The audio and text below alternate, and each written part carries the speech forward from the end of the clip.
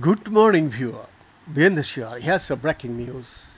Yeah, for the first time, scientists have traced the long term fate of stem cell decades after a transplant, unveiling insight into a medical procedure that has remained a mystery for more than 50 years. Insight could pave the way for new strategies in donor selections and transplant successes, potentially leading to safer, more effective transplants.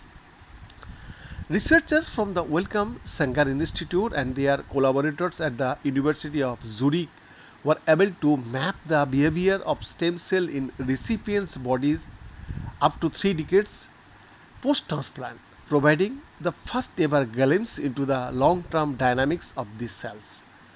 The study, published in Nature and part funded by Cancer Research UK, reveals that transplants from older donors, which are often less successful, have 10 times fewer vital stem cells surviving the transplant processes.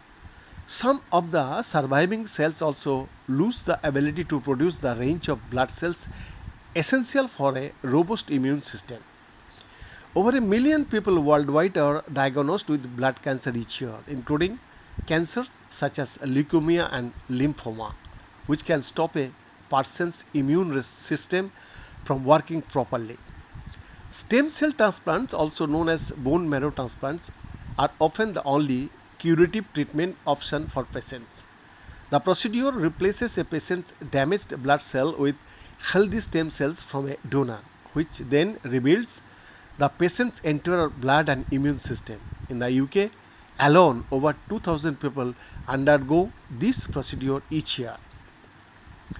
Despite being performed for over 50 years, many fundamental questions about how transplants work have remained unanswered.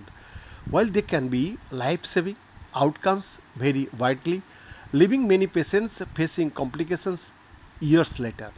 Donor age has been known to impact success rates, but what happens at their cellular level following a transplant has been a black box until now.